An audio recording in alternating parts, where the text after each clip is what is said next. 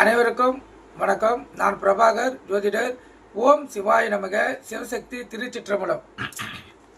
இப்போ என்ன சொல்ல போகிறேன்னா, இந்த ராகு கிரகம் கூறும் ரகசியத்தை பற்றி சொல்கிறேன். கருத்தில் கொண்டு நீங்கள் பயன்பெறுங்க. ஒரு ஜாதகத்தில் அது ஆணாக இருந்தாலும் பெண்ணாக இருந்தாலும் லான் போட்டிருக்க லக்குனம் அந்த இடத்தில் ராகு நின்றால் இளம் வயதில் கல்வி, திருமணம் போன்ற சுபகாரங்களை எளிதில் பெற முடியாது. அப்படி பெற்றுவிட்டாலும் பல்வேறு இடையூறுகளை அந்த ஜாதகர்கள் சந்திப்பார்கள். 32 வயதுக்கு மேல்தான் அந்த ஜாதகருக்கு யோகம் ஏற்படும். அவர்கள் அமைக்கும் நிறுவனம் பிரம்மாண்டமான நிறுவனமாக அமையும். இது தவிர பெரிய குடும்பம் அமையும். மாறி வீடு போன்ற மனயோகமும் அமையும்.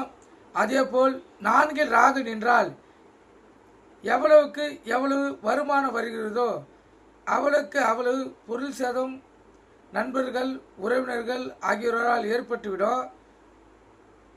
இவர்களுக்கு வியாபாரம் அகப்படாது.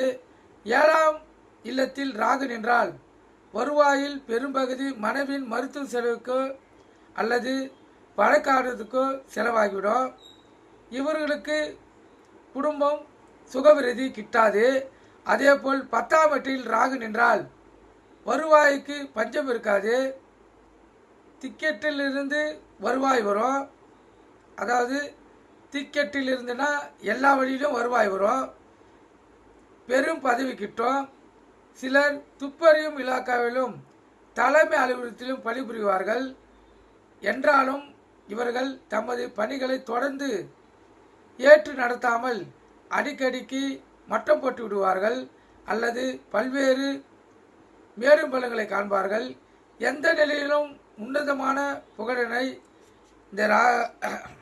இந்த அமைப்புள்ளவர்கள் பெற முடியாது. கருத்தில் கொள்ளுங்கள். இதெல்லாம் ராகு எந்த இடத்தில் இருக்கிறதோ அந்த இடத்தின் அமைப்பை பொறுத்து இந்த அமைப்புகள் ஏற்படும். கருத்து கொண்டு பயன்படுங்க. நன்றி, வணக்கம், வாழ்க வளமுடன்.